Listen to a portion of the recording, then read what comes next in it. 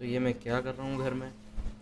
जैसा कि आज मैंने इंस्टाग्राम पे पढ़ा कि मुंबई पुलिस ने फीचर करा है साइटामा एनिमे को, कि वो अवेयरनेस कोविड के बारे में अवेयरनेस फैलाने के लिए, जहां उनका कहना है कि ज्वाइन करिए हीरो एसोसिएशन और मास्क पहनिए, अपने हाथों को सैनिटाइज करिए और एस क्लास रैंक के हीरो बनिए।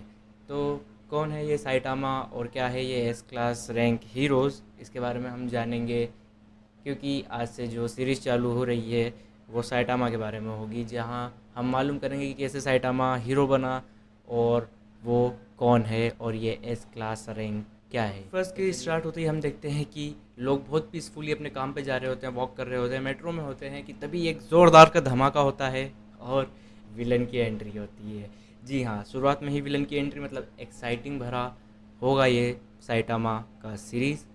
तो जैसे ही हम लोग देखते हैं, मैंने गौर से देखा कि वहाँ दो सुपर हीरोज़ पड़े हुए थे। अगर आप भी देखेंगे ये सीरीज़ तो आप पाएंगे कि दो हीरो वहाँ पे पड़े हुए थे, शायद से वो सुपर हीरोज़ थे या नॉर्मल पीपल थे, पता नहीं।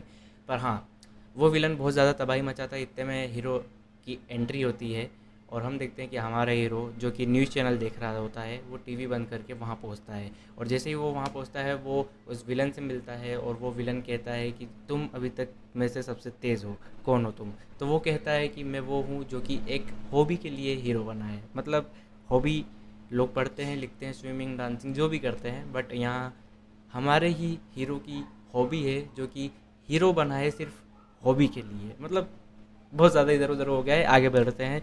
तभी वो बहुत ज़्यादा बातचीत करता है अपने हीरो से, साइटामा से, कि तभी हमारा हीरो बोर होकर उसे एक पंच में, सिर्फ एक पंच में उसे ढेर कर देता है। तभी ये एपिसोड आगे दिखाता है कि 3 साल पहले की बात होती है, जहाँ हमारा हीरो जो कि अभी बहुत टकलू और बहुत आलू जैसा उसका चेहरा है, सॉरी, बट हाँ, वो उसका चेहरा बहुत कॉमेडी था। ऐसा लगा शुरुआत में कि बहुत अच्छा हीरो होगा जिसकी बढ़िया सी जो लाइन होगी, बहुत अच्छा फेस स्ट्रक्चर होगा, बहुत कुछ होगा। पर हम लोग एपिसोड में आगे देखते कि यस, हमारा हीरो ऐसा था, उसके बाल भी थे और वो टकलू भी नहीं था।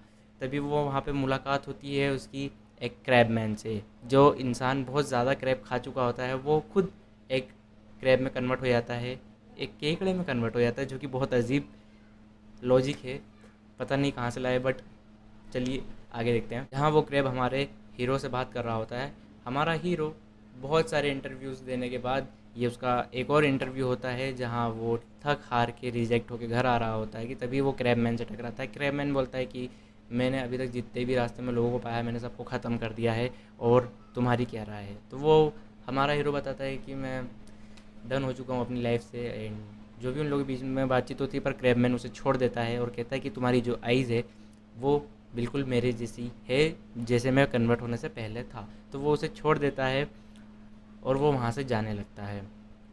और बातों ही बातों में क्रैबमैन उसे बताता है कि वो एक बच्चे को ढूंढ रहा है जिसकी चीन, मतलब ये बहुत बड़ा होता है और वो उसे मारेगा। तभी हमारा हीरो जाता है और वो पार्क में देखता है कि वो बड़ा सा बच्चा, बड़े चीन वाला बच्चा उसे मिलता है।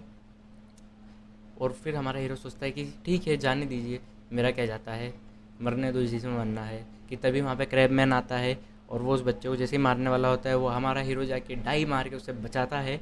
और फिर यहाँ से कहानी स्टार्ट होती है। क्रैब मैन को कहता है कि मैं तुम्हें इसे नहीं मारने दे सकता, अगर मैंने तुम्हें इसे मेरे सामने मारते हुए देखा तो मुझे रात में डरावने सपने आएंगे जो कि मुझे सोने नहीं देंगे।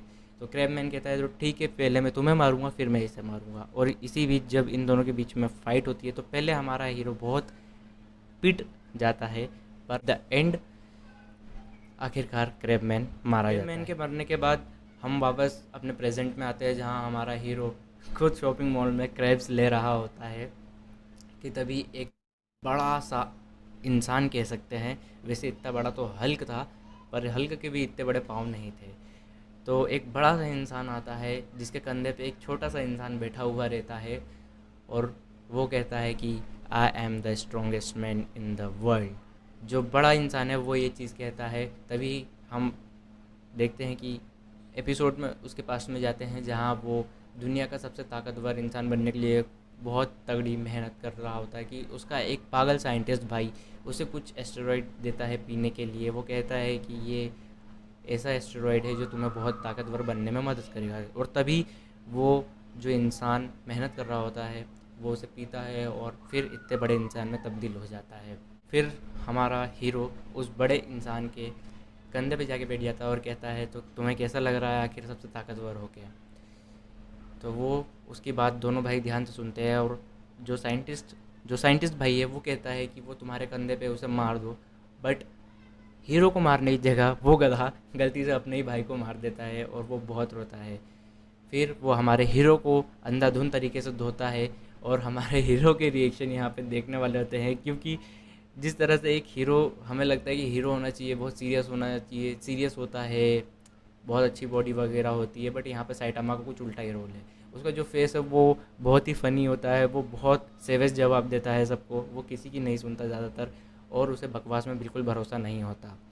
कि तभी बहुत ज़्यादा मारने के बाद जब एक बहुत बड़ा सा गड्ढा, मेरे ख्याल से यार इंदौर जितना गड्ढा था उस इंसान ने खोद ही दिया होगा, मारने के बाद बोलता है कि मेरा ताकतवर होने का कोई मतलब नहीं है, क्योंकि अब मैं एम्प्टी फील कर रहा हूँ। तभी साइटामा निकलते हुए कहता है कि हाँ, पर इतने मुक्के खाने के बाद आखिर कोई बच के सकता है, मतलब सीरियसली एनिमेशन में कुछ भी हो सकता है।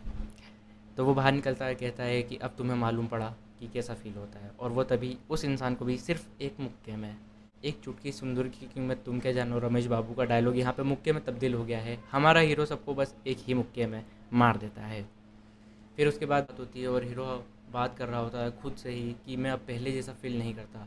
मैं सुपर हीरो बनने से पहले हर वो चीज़ महसूस करता था, खुशी, इंजॉय, रोना, हर वो चीज़, बदला लेना, सब सब सब चीज़ें, जितने भी इमोशंस एक इंसान में होते हैं मैं फील करता हूँ। पर अब मुझ में वो चीज़ें नहीं रही। ऐसा लग रहा है जैसे मेरी लाइफ का कोई मीनिंग नहीं है, और मुझे कोई, मेरे अंदर कुछ फील या एहसास नहीं होता मुझे। तभी वहाँ पे एक और मॉन्स्टर आता है कि जो कार से मिलता जुलता दिखता है। जी हाँ, उसके हेड होता है, उसके पास, मतलब हेड मतलब हेडलाइट होती है, और साइलेंसर्स होते हैं।